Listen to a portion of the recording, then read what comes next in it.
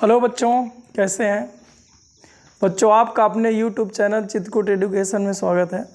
बच्चों, आज हम लोग टीपीएस फिजिक्स की इस रिवीजन क्लास में पार्ट नंबर 19 ही पढ़ रहे हैं। कल भी हम लोगों ने या इसके पहले वाले वीडियो में भी हम लोगों ने 19वां पार्ट ही पढ़ा था, लेकिन उसमें हम समानता प्लेट संधारित्र की धारिता जब प्लेटों के बीच आंशिक रूप से पराबद्ध पदार्थ भरा हो का व्यंजक प्राप्त किए थे, उससे कुछ निष्कर्ष निकाले थे। आज बच्चों हम लोग उससे संबंधित आंकिक प्रश्न करेंगे। बच्चों, आप लोगों को मैं बता दूं, दूसरा चैप्टर चल रहा है स्थिर वैद्युत विभव एवं धारिता, जिसमें से पार्ट 19 वीडियो नंबर 19 के आंकिक प्रश्न पढ़ेंगे। प्रश्न जो रहेंगे समानता प्लेट संधारित्र की धारिता से संबंधित जब आंशिक रूप से परावैद्युत पदार्थ भरा हो। तो चलिए ठीक है, इसमें थोड़ी डिस्कशन कर लें बच्चों। तो हम लोगों ने क्या करा था, ऐसे करके समानता प्लेट संधारित्र मान लिया था। प्लेटों के बीच मैंने आंशिक रूप से परावैद्युत पदार्थ भर दिया था, जैसे ऐसे भर दिया जाए। तो अगर इसकी मोटाई t है और इसका परावैद्युतांक मान लीजिए k है, इसके अंदर जो परावैद्युत पदार्थ रखा गया है उसका परावैद्युतांक k है। तो इसकी धारिता का सूत्र आया था A epsilon not upon d minus T. d इन दोनों प्लेटों के बीच का डिस्टेंस है, यहाँ से लेके यहाँ तक ये डिस्टेंस है, और t इसकी मोटाई है, और प्लस t अपान के, ऐसे करके रखे थे। ऐसे ही मैंने कहा था यदि यहाँ पर और सारी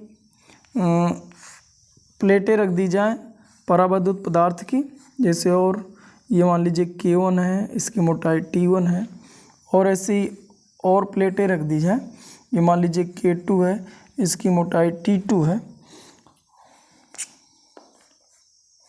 और जैसे ये मान लीजिए K3 है, इसकी मोटाई T3 है। ऐसे उठा के रख दिया जाए तो हम लोगों ने धारिता C के लिए सूत्र देखा था A epsilon not upon D minus T1 minus T2 minus T3 और जितने भी हैं dash dash dash plus T1 अपान K1 प्लस T2 अपान K2 plus dash dash dash. या इसी को हम लोग ऐसे भी लिख सकते हैं A एप्सिलॉन नॉट, ये हो जाएगा D minus sigma T। Sigma मतलब सभी जो ये T मोटाई के परावैद्युत पदार्थ हैं उन सभी को जोड़ डालो, और प्लस सिग्मा T अपान K, ये जोड़ डालो। ये वही चीज़ लिखा है। इस तरह से इसको हम लोगों ने देखा था। एक चीज़ और देखे थे, यदि मान लीजिए यहाँ पूर्ण रूप से भर दिया जाए, वायु निर्वात ना रह जाए, उस समय पर जो सिग्मा T का मान होता है वो D के बराबर हो जाता है, तो प्लस माइनस कट जाते हैं, कुल मिला के ये पद हट जाता है। तो एक कंडीशन और आ गई थी A epsilon not upon sigma T by K, केवल ये बचता है।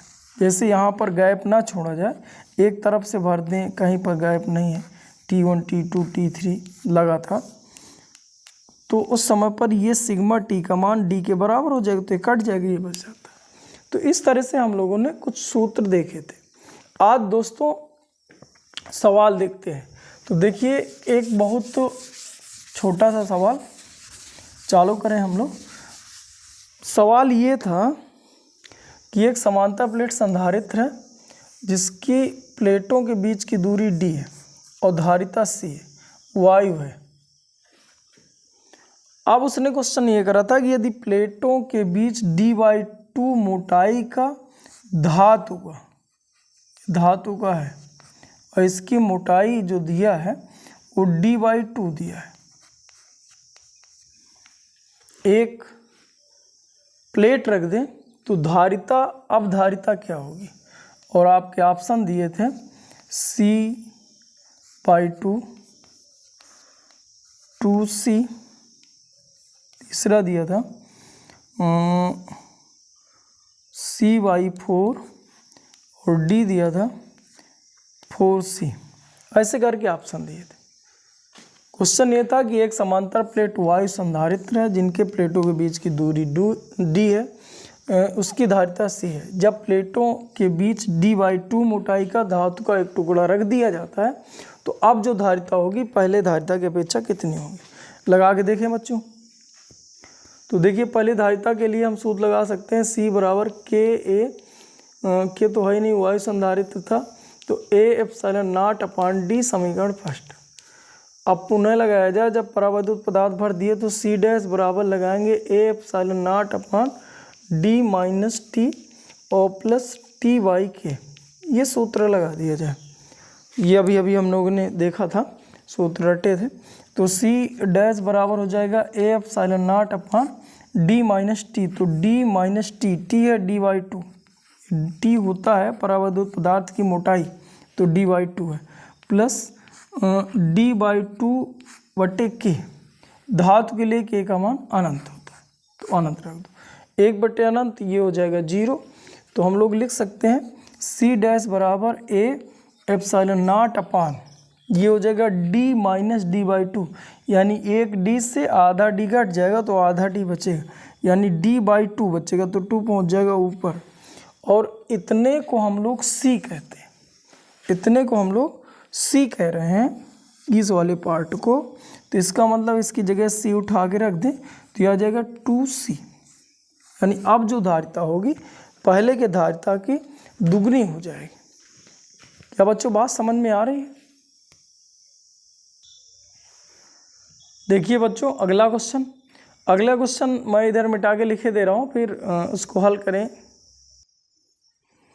हाँ, लिखा है कि एक समांतर प्लेट वायु संधारित्र की धारिता 22 माइक्रोफैराड है। जब प्लेटों के बीच दो परावैद्युत पदार्थ जिनकी मोटाई व परावैद्युतांक क्रमशः d/3 व 3 और d/3 व 2 है, भर दिया जाता है, तो अब धारिता क्या होगी? चलिए ठीक है, देखते हैं। पहले कंडीशन ये है कि प्लेटों के बीच की दूरी d है, यहाँ एयर दिया हुआ है, तो इसकी धारिता C0 बराबर रख लिया जाए 22 माइक्रोफैराड। कुल मिला के हम ऐसा लिख सकते हैं ए एप्सिलॉन नॉट अपॉन डी का मान दिया हुआ है, इसको समीकरण फर्स्ट मान लिया जाए, ये ध्यान देना।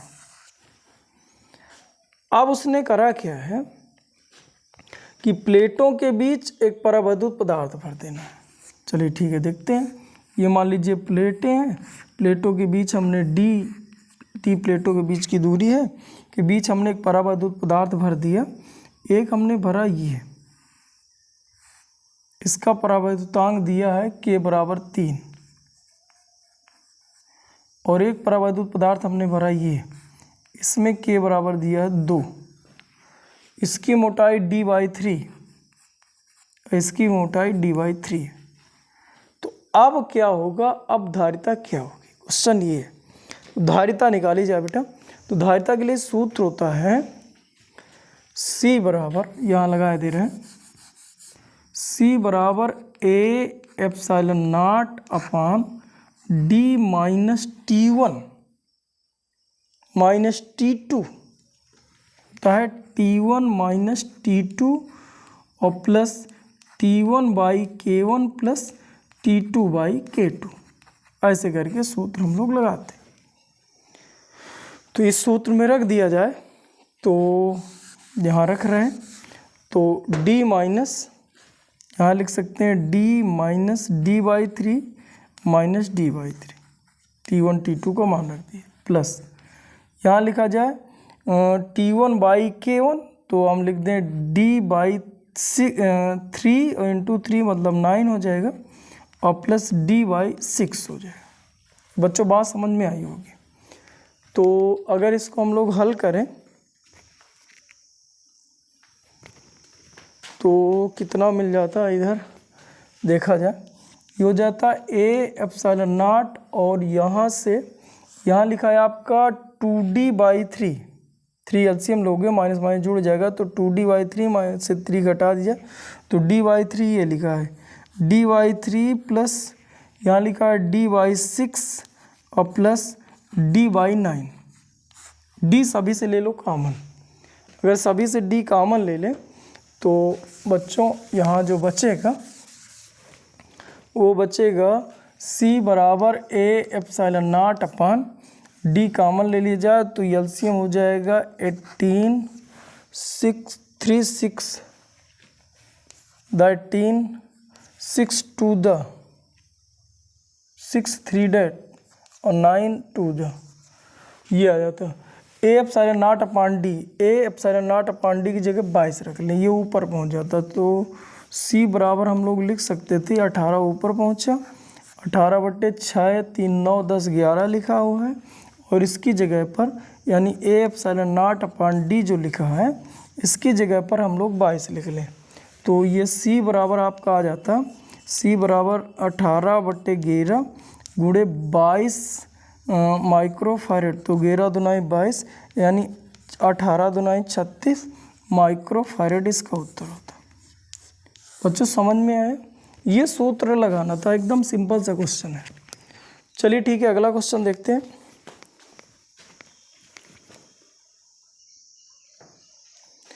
हाँ बच्चों, क्वेश्चन है, जेई ने पूछा था कि एक समांतर प्लेट वायु संधारित्र की धारिता 9 पिकोफैरड है, अंतराल यानी प्लेटों के बीच का जो अंतराल है वो डी है। अब दो परावैद्युत से प्लेटों के बीच के स्थान को भरा जाता है, जिनकी मोटाई व परावैद्युतांक दिया हुआ है, T1 बराबर D/3 और K1 बराबर 3 और T2 बराबर 2D/3 और K2 बराबर 6।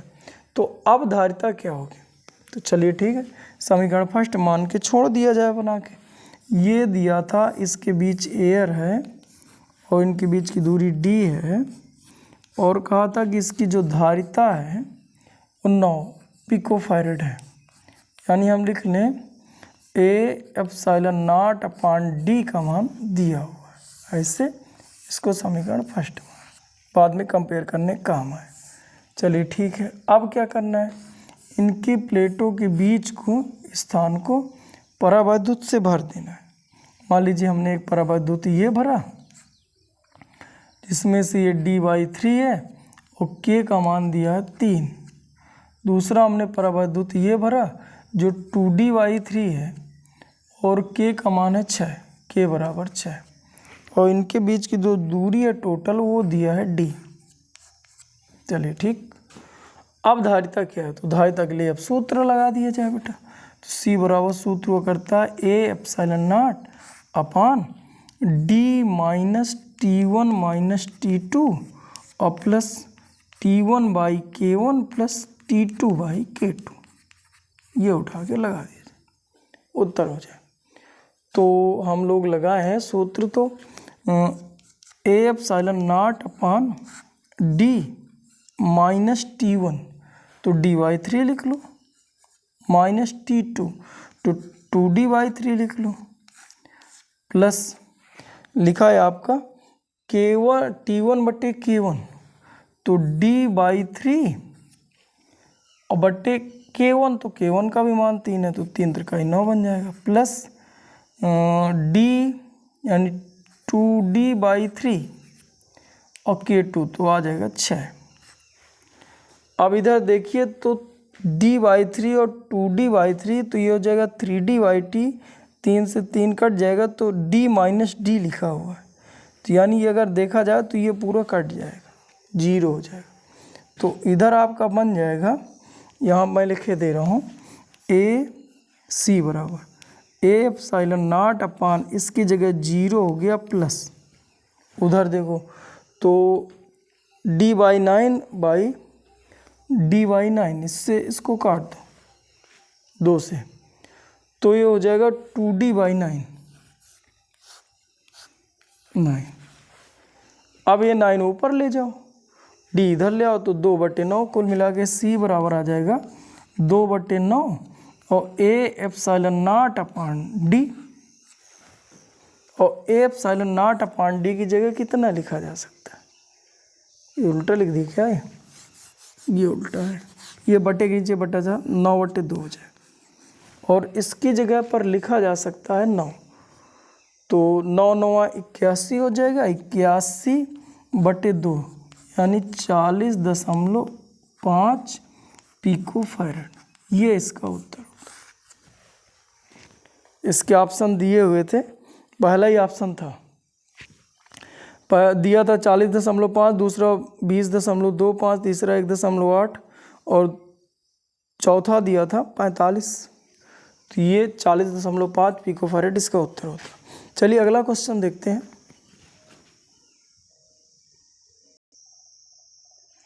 हाँ बच्चों, देखिए अगला क्वेश्चन लिखा है, उत्तर प्रदेश बोर्ड ने पूछा था। क्वेश्चन ये था कि एक समांतर प्लेट वायु संधारित्र की धारिता 2 माइक्रोफैराड है। जब प्लेटों के बीच का 2/3 मोटाई का परावैद्युत पदार्थ भर देते हैं तो कह रहा है धारिता 4 माइक्रोफैराड हो जाती है। अब के का मान क्या है? चलिए ठीक है, तो पहले तो आप समीकरण फर्स्ट बना लो यार।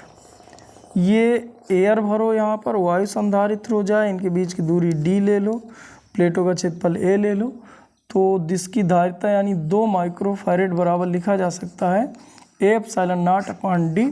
तो समीकरण इसको फर्स्ट कर लें। चलिए ठीक, अब कह रहा है कि प्लेटों के बीच दूरी जो d है इसमें कितना दिया? 3/4। 3/4 ये इधर दिया, तो 3/4 यानी 3D/4 मोटाई का एक परावैद्युत पदार्थ रख देना है। तो अब जो धारिता है वो 4 माइक्रोफैराड हो जाती है। तो बताइए के का मान कितना है? अच्छा क्वेश्चन है बेटा। तो वैसे सी बराबर सूत्र लगा दो, तो इस बार आ जाएगा A epsilon not upon D minus T plus T/K। T/K ये सूत्र लगा दिया जाए। तो अब लिख लिया जाए 4 माइक्रोफैराड।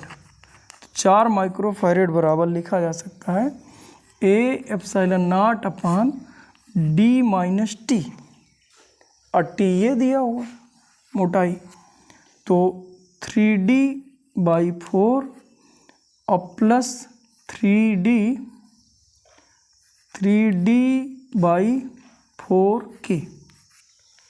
टी की जगह रखा मैंने। चलिए ठीक है, 4 माइक्रोफैराड बराबर A एप्सिलॉन नॉट अपॉन, यहाँ से लिख लो, देखिए 4 के 4D से 3D चला जाएगा तो D/4 यहाँ लिखा है, यहाँ लिखा है D/4, या D कॉमन ले लो तो 1/4 हो जाएगा, अब प्लस 3/4 ये हो जाए, 4K हो जाए, ये आएगा। और आप देखिए A epsilon not upon D की जगह लिख लिया जाए 2 माइक्रोफैराड, तब ये बन जाएगा बेटा, यहाँ से लिखे दे रहे हैं 4 माइक्रोफैराड बराबर या 2 माइक्रोफैराड बटे 1/4 प्लस 3/4K। माइक्रोफैराड से माइक्रोफैराड कट गया, 2 का बटा हो गया, तो ये 2 से 1 कट जाएगा, कुल मिला के 2 आएगा। तो 2 बराबर लिखा जा सकता है 1/4, या एलसीएम लेना हो तो आप ले सकते हो। तो ये आपका हो जाता 4K,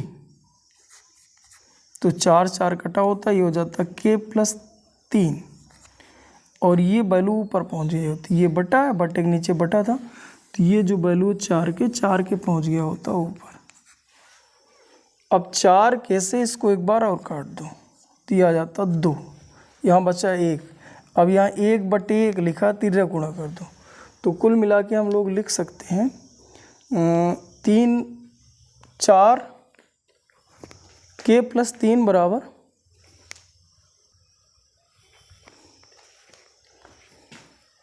कितना होता दोस्तों? इसका इधर गुणा करो, इसका इधर गुणा करो, तो ये 2K बराबर आ जाता K प्लस 3, तो K को इधर ले जाओ तो K ही बचता, 2K से 1K कट जाता, तो कुल मिला के 3 आ जाता, तो K बराबर 3 इसका उत्तर है,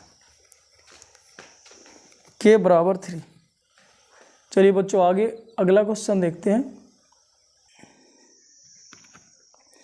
देखिए बच्चों अगला क्वेश्चन लिखा है, एक समांतर प्लेट संधारित्र को एक निश्चित विभवांतर तक आवेशित किया गया है। जब एक 3 मिलीमीटर मोटी पट्टी को प्लेटों के बीच खिसकाया तो वही विभवांतर बनाए रखने के लिए प्लेटों के बीच की दूरी 2.4 मिलीमीटर बढ़ा दी जाती है। पट्टी का परावैद्युतांक क्या है? चलिए ठीक है, इसमें थोड़ी डिस्कशन करते हैं। मान लीजिए ये है और एक निश्चित विभवांतर V विभवांतर तक इसको आवेशित कर लिया गया, इनके बीच की दूरी D है, इसका विभवांतर v है, एक निश्चित विभवांतर तक आवेशित किया गया। जब 3 मिलीमीटर मोटी पट्टी को इनके बीच खिसकाया जाता है तो ठीक है यार, अब कंडीशन क्या हो गई कि इस समांतर प्लेट संधारित्र की प्लेट के बीच एक 3 मिलीमीटर मोटी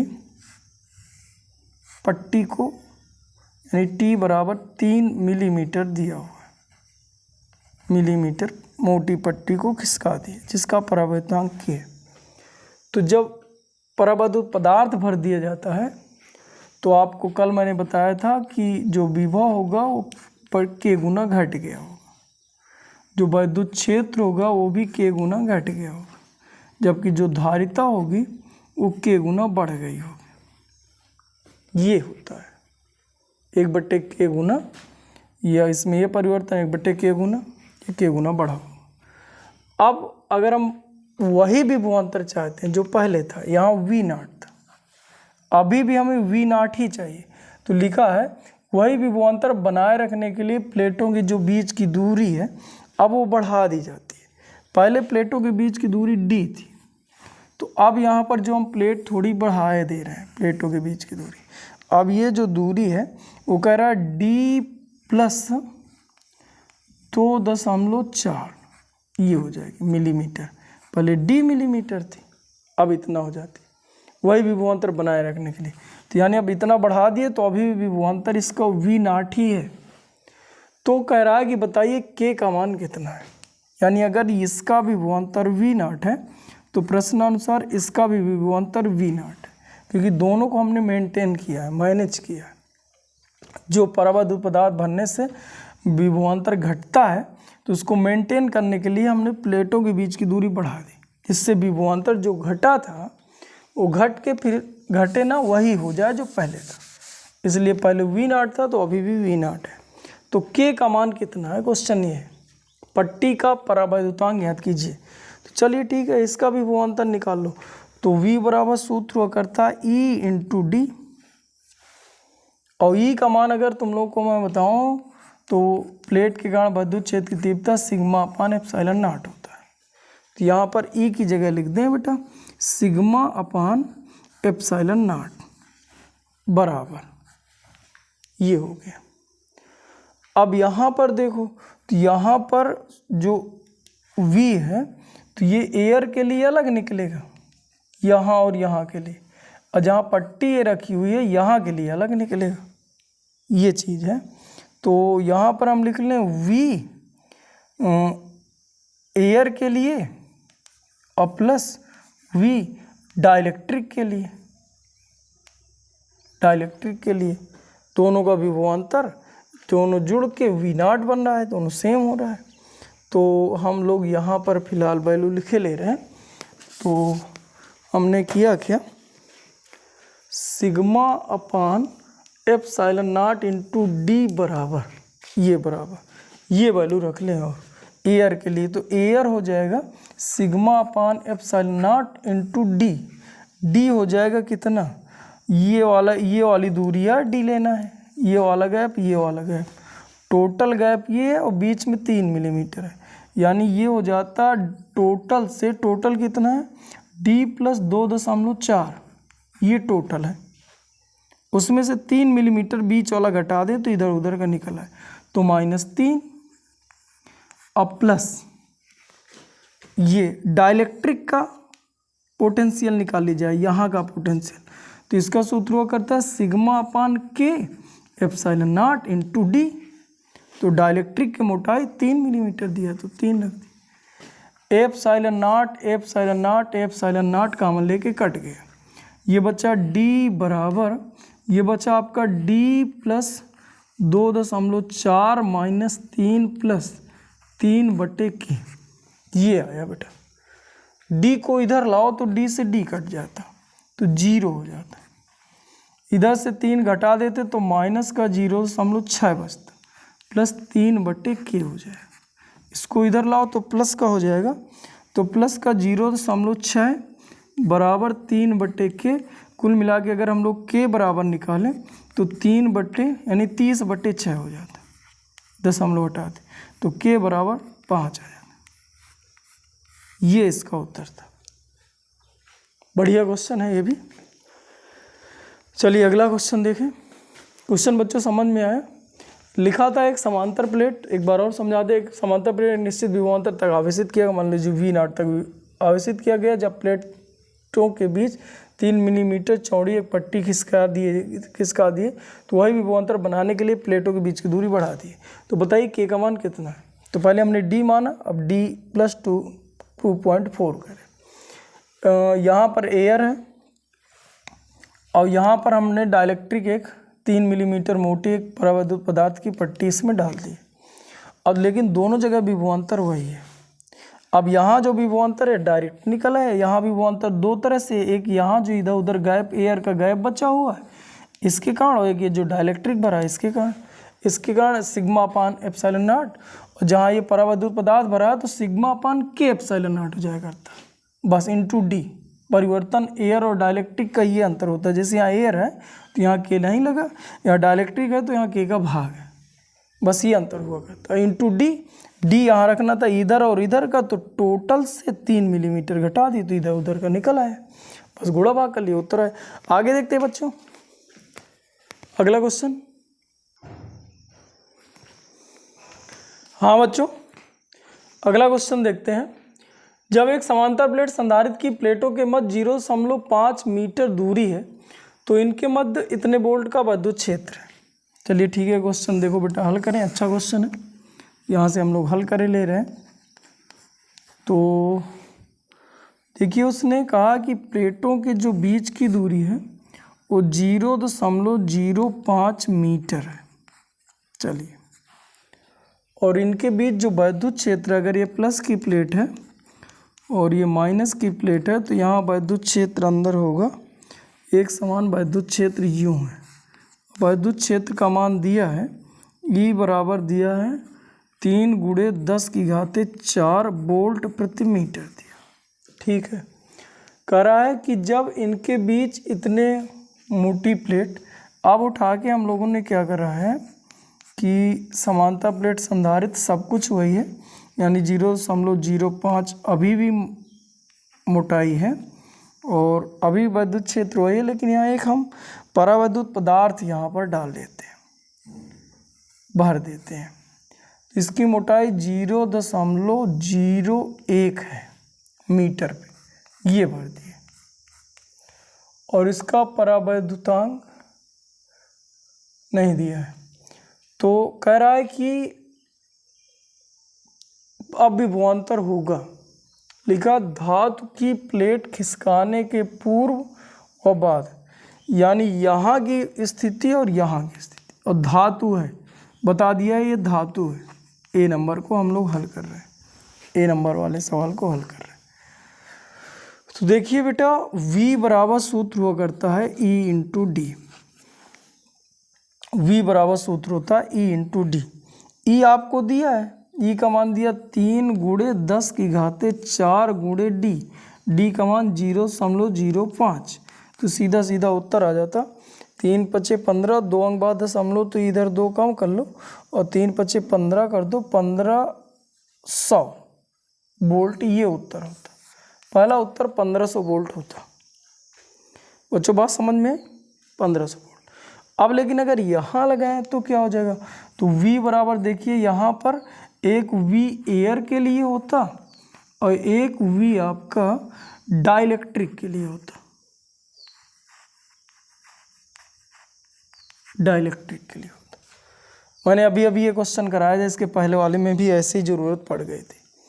तो यहाँ पर हो जाएगा E × D, तो E × D, D के लिए हम लोग लिख लें D, जहाँ जहाँ पर ये एयर है, ये यहाँ एयर है, यहाँ एयर है, तो टोटल दूरी यानी 0.05 से घटा दिया जाए ये वाली दूरी, तो 0.01 घटा दें, तो ये बाहर बाहर की दूरी निकल आए। प्लस डाइलेक्ट्रिक के लिए तो E × ये रख दिया जाए, E × रख दिया जाए D का मान रख दिया जाए 0.01। अब देखिए यहाँ तो हम लोगों ने ई हमें यहाँ पे दिया हुआ है प्लेटों के बीच, तो प्लेटों के बीच के लिए दिया था 3 × 10⁴ और गुणे 0.04 हो जाता प्लस। गौर से समझिएगा बेटा, यहाँ आपका ई दिया हुआ है जो, तो ई में के का भाग कर दो तो ये डाइलेक्ट्रिक के लिए हो जाएगा।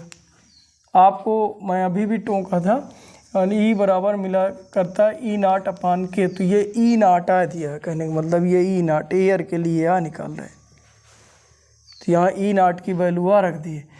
यहाँ ई रखना है तो ई की जगह E0/K होगा।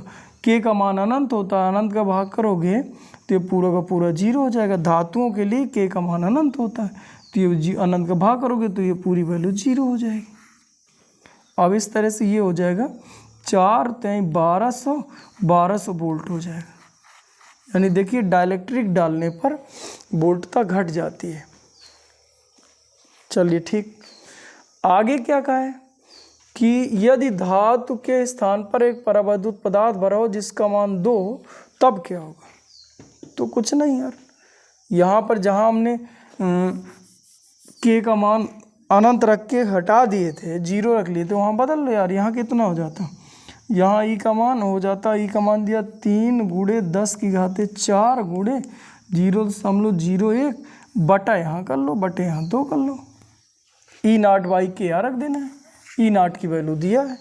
E0/K डाइलेक्ट्रिक के लिए K, एयर के लिए K का मान 1 होता है, तो यही रखा है। तो अब इसको यदि हम लोग कर देते, बी नंबर आसानी से हल हो जाता। बी नंबर तो और सरल है, तो यहाँ हो जाता है ये 1200 आपका था ही प्लस ये और कर लो, तो ये 1.5 यानी 1500 हो जाएगा, क्या 150 हो जाएगा, तो 150 हो जाएगा, तो ये आ जाएगा 1350 वोल्ट उत्तर हो जाएगा। 1350 वोल्ट ये उत्तर होता है बेटा।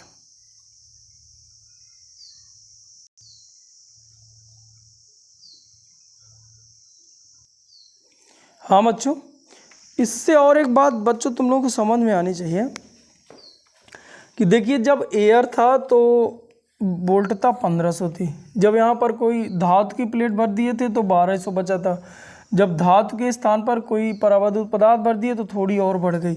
मेरे कहने का मतलब विभवांतर घटता जाता है।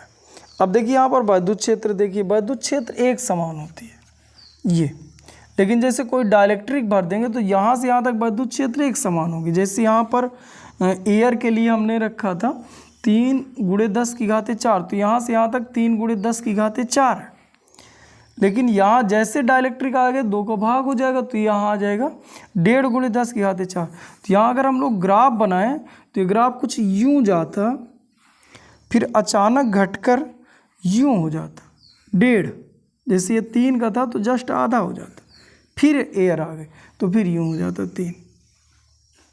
ऐसे करके वैद्युत क्षेत्र तथा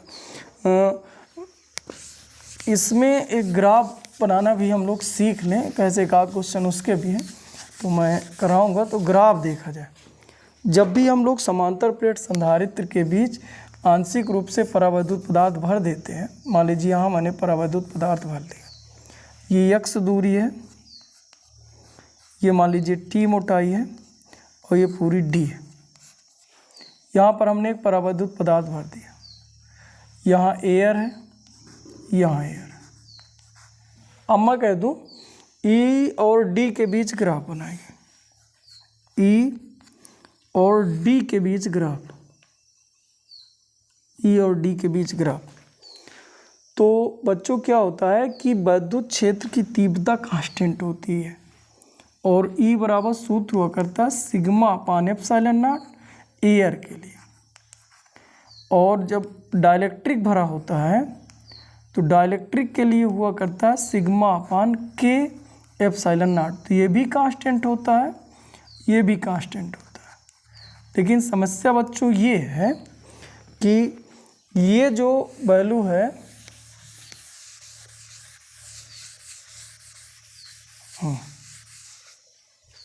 ये जो वैल्यू है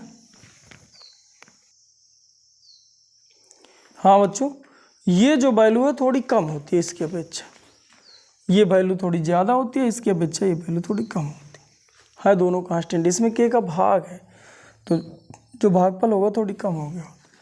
अब यहाँ से अगर हम लोग देखें तो यक्स दूरी तक यानी ई का मान यूँ जाता, नियतांक है, कहाँ तक जाता बेटा, यक्स दूरी पर।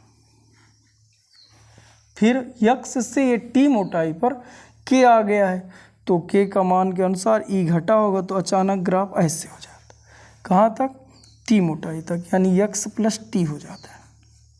इस पॉइंट की पोजीशन यक्स प्लस टी हो जाती है, इनके बीच की दूरी टी है।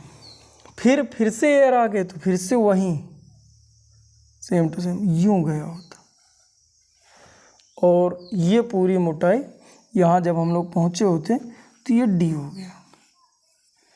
इस तरह से डी और यक्स के बीच हम लोग ग्राफ खींच लेते, डी और ई के बीच ग्राफ खींच लेते दूरी के साथ। यूं गया एकदम सीधी रेखा, फिर यूं। लेकिन अगर बेटा यहीं पर हमें खींचना होता वी और डी के बीच ग्राफ, ये मान लीजिए आपका डी है और ये वी है, पोटेंशियल के बीच ग्राफ खींचना होता तो उस टाइम पर क्या होता है कि जो v हुआ करता है तो v बराबर सूत्र होता है E इंटू डी, ये सूत्र होता है। अब देखिए E कांस्टेंट है तो E को हटा लो तो ये कुछ ऐसे आ जाएगा। लेकिन हमें पता है कि विद्युत क्षेत्र के साथ अगर ये प्लस का है तो और ये माइनस का है तो विद्युत क्षेत्र के साथ जो विभव हुआ करता है वो घटता जाता है, इधर इधर जैसे बढ़ेंगे घटता जाएगा, मतलब माइनस का होता है। तो ये एक सरल रेखा को व्यक्त करेगा जो इंक्रीज होगी, घटेगी, विद्युत क्षेत्र के साथ चलने पर विभव का मान घटता जाता है। इसलिए हम लोग क्या करेंगे, जब ऐसे ऐसे जाएंगे तो विभव के और डी के बीच ग्राफ बनाए तो ग्राफ कुछ यूं बनता। कब तक, जब तक कि यक्स दूरी ना आ जाती, ऐसे। एक चीज़ और, इसके बाद आपका डायलेक्ट्रिक आ गया तो अभी भी घटेगा, लेकिन अब जो घटेगा वो v का मान और कम होगा। तो अब जो ग्राफ बनने वाला है कुछ यूं बनता बेटा, ये बनेगा। इसके बाद फिर से एयर आ गई तो फिर से वही वक्र बनने लगता है। ये दूरी आपकी होती यक्स प्लस टी और ऐसे करके फिर से जाता और जीरो हो जाता, ये दूरी हो जाती डी। और एक चीज़ और तुम्हें हम बताएं, जो ग्राफ जो कोण यहाँ बनता बेटा, जो कोण यहाँ बना मान लीजिए θ1, वही कोण यहाँ बनेगा θ1। और जो अगर हम लोग यहाँ देखें ये θ2 है तो θ1 बड़ा होगा और θ2 छोटा होगा, ऐसे करके होता है। ये θ2 है बच्चों, ये θ2 है, ये θ1 है, ऐसे करके ग्राफ बनाए जाते हैं। बहुत ही इम्पोर्टेंट है, इसको या तो नोट करके लिख लो या तो क्वेश्चन ऐसे जब भी ग्राफ पूछे तो ग्राफ हेडिंग डाल के लिख लेंगे, क्वेश्चन ही इसके पूछे जाते हैं। ऐसे करके जब भी डाइलेक्ट्रिक दो प्लेटों के बीच भर दिया जाता है, ये समांतर प्लेट संधारित्र है, इनके बीच एक डाइलेक्ट्रिक भर दिया हमने और बीच में एयर भी है, कुछ भाग में डाइलेक्ट्रिक भरे हुए हैं, ये एयर है, टी मोटाई का डाइलेक्ट्रिक भरे हुए थे। मैंने कहा कि विद्युत क्षेत्र की तीव्रता का सूत्र ये होता है और ये दोनों के दोनों कांस्टेंट होते हैं। लेकिन अगर डाइलेक्ट्रिक भर जाता है तो के का और भाग हो जाता है, मतलब के का मान ई का मान अचानक घट जाता है। तो यहाँ से लेके यहाँ तक के लिए ये था, इसके लिए ये था, इसके लिए फिर से एयर आ गया तो ये था डी तक, यहाँ से यहाँ तक की दूरी डी। लेकिन विभव का जो मान होता है वो v बराबर सूत्र हुआ करता है E इंटू डी, ये वो ऐसे v बराबर सूत्र माइनस का E इंटू डी होता है, क्योंकि विद्युत क्षेत्र की दिशा में चलने पर विद्युत विभव घटता है। लेकिन हम लोग माइनस इसलिए नहीं रखे थे क्योंकि विद्युत विभव वृद्धि हम लोग निकाल रहे थे, मतलब वो पहले से अंतर ही निकाल रहे थे, डेल वी ही निकाल रहे थे यहाँ पर। तो फिलहाल हमने v बराबर इंटू डी लगाया, लेकिन हमने ये देखा कि अब हमें यहाँ से यहाँ वैद्युत क्षेत्र की डायरेक्शन में चलना है तो वैद्युत विभव घटेगा, तो हमने माइनस का चिन्ह लगाया। ई कांस्टेंट होता है तो हटा लिए, यानी अब इनकी इसमें भी घात एक की है, इसमें घात एक की है, मतलब हमें समझ में आ गया कि रैखिक समीकरण है ये। तो एक सरल रेखा प्राप्त होगी, यानी जब भी v और d के बीच ग्राफ बनाएंगे तो एक सीधी रेखा मिलेगी। लेकिन अब यहाँ पर अचानक विभव घटेगा, तो ये घटा है, ये ढलान जैसे घट जाएगा ढलान, फिर विभव इसके बराबर है, तो ये ढाल और ये ढाल सेम है। तो यहाँ पर थीटा 1 है तो यहाँ थीटा 1 है, थीटा 2 है, यहाँ पर ढाल घटा हुआ है, थीटा 2 का मान छोटा हो। चलिए ठीक है, इसका एक सवाल था तो सवाल को करें, देखें तुम्हें कितना समझ में आया। बहुत ही इम्पोर्टेंट है ये दोस्तों, ध्यान दो। हाँ बच्चों, ये क्वेश्चन नीट ने पूछा था, अभी लेटेस्ट क्वेश्चन है। क्वेश्चन ये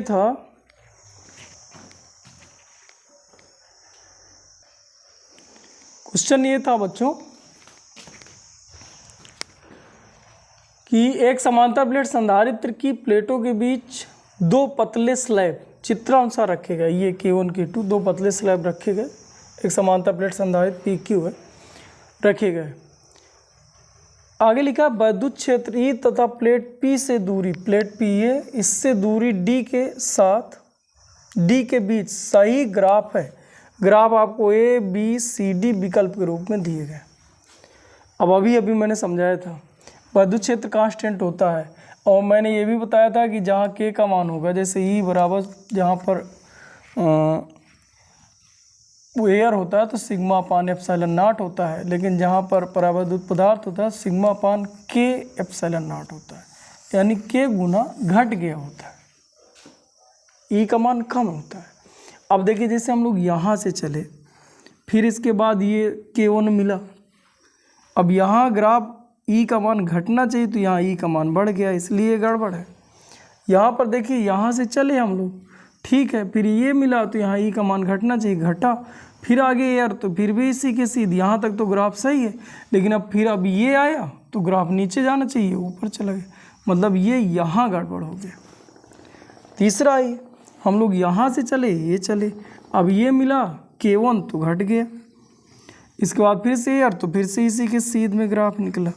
चलिए ठीक, अब यहाँ पर K2 का मान बड़ा है, तो इसका मतलब अब जो ग्राफ पहले की अपेक्षा ज़्यादा गिरेगा, तो ये गया ज़्यादा गिर गया यहाँ K2 के लिए, फिर से यहाँ AR मिला तो फिर से सीध पे आ गया, मतलब C नंबर पूर्ण रूप से सही है। देखिए D नंबर तो ग्राफ देख ही रहे हो गड़बड़ है। इस तरह से ये बढ़िया भी लेटेस्ट क्वेश्चन था और बहुत सरल क्वेश्चन था। मान लीजिए बेटा इसी में V की जगह यहाँ जहाँ वैद्युत क्षेत्र E का है यहाँ पर V कर देता और फिर पूछा होता, तो चलिए ठीक है, इसमें मैं ऑप्शन ना देखे तुमसे पूछ रहा हूँ, बना के दिखाओ, बनाओ बेटा। तो चलिए ठीक है, हम बना रहे हैं और मैच कराओ बेटा। ये आपका V है और ये D। मैंने बताया था कि वैद्युत क्षेत्र के साथ जैसे बढ़ते जाओगे V का मान घटता जाएगा, तो हमने यूं करके हमने घटाया, यहाँ तक पहुँचे, यहाँ तक। इसके बाद यहीं पे इसी पे खींच लिया जाए, यहाँ से हम गए यहाँ तक पहुँचे। इसके बाद देखा जाए तो यहाँ K आ गया, K का मान मतलब विभव घटा होगा, तो अब जो ढाल है वो थोड़ी कम हो जाएगी, ढाल थोड़ी कम हो गई, ये जाएगी। इसके बाद फिर से देखो बेटा, फिर से एयर आ गया तो फिर से वही ढाल मिल गई, यू मिलेगी। इसके बाद ये आया तो इस पर यार जो K का मान है वो थोड़ी बड़ा है, इसलिए K का मान यूँ होता, मतलब अब ढाल थोड़ी और कम हो जाएगी इसकी अपेक्षा। अब फिर से यार मिला तो फिर से यूँ हो गया 0। अब यहाँ पर जहाँ पर भी एयर है, जैसे यहाँ पर एयर था तो यहाँ जो थीटा बन रहा होगा, ये थीटा, यहाँ एयर था, ये थीटा, और यहाँ एयर था, ये थीटा आपस में सेम होंगे। बचे आपके दो थीटा और बचे, एक थीटा आपका यहाँ आएगा, यहाँ, एक थीटा आपका यहाँ है, ये डाइलेक्ट्रिक के और के साथ तो इधर का थीटा देखिए, इधर पे के का मान और कम है तो यहाँ ढाल और कम होगा। इसका मतलब सबसे बड़ा थीटा जो एयर के लिए था, फिर उससे छोटा थीटा जो होगा जो K2 के लिए बनाए थे, फिर सबसे कम इसके लिए K1 के लिए होगा और सबसे जो कम होगा वो K2 के लिए हो जाएगा। ऐसे करके थीटा बने, मतलब सबसे कम ढाल यहाँ होगी ऐसे, फिर यहाँ वैसे पहुँचे। ये ग्राफ बना होता बेटा। अगर मैं यहाँ बनाऊँ तो पहले यूँ गया होता, फिर यूँ गया होता, फिर एयर आया तो फिर यूँ गया होता, फिर और ढाल थोड़ी कम गया होता, फिर वहीं ऐसे ढाल आया होता। ये आपका था थीटा एयर के लिए, थीटा 1 लिख ले रहे हैं। और दूसरा ये था, तीसरा ये थीटा 1 था, चौथा ये थीटा 1 था। बचे आपके 2 थीटा, एक थीटा यहाँ बच रहा है, एक थीटा यहाँ बच रहा है। तो ये आपका थीटा K1 के लिए और ये थीटा K2 के लिए। इस तरह से ये पूरा का पूरा जो है हम लोग ग्राफ सहित और 2 समांतर प्लेट संधारित्र की प्लेटों के बीच जब आंशिक रूप से परावैद्युत पदार्थ भरा होता है तो उसकी धारिता, प्लेटों के बीच परावैद्युत पदार्थ भरने से क्या प्रभाव पड़ता है, विभव घटता है बढ़ता है, इस पर हम लोगों ने विस्तार से चर्चा की। तो चलिए ठीक है बच्चों, इस वीडियो में यहीं तक। अगला वीडियो हम लोग देखेंगे कल 20वां पार्ट। थैंक यू बच्चों, थैंक यू।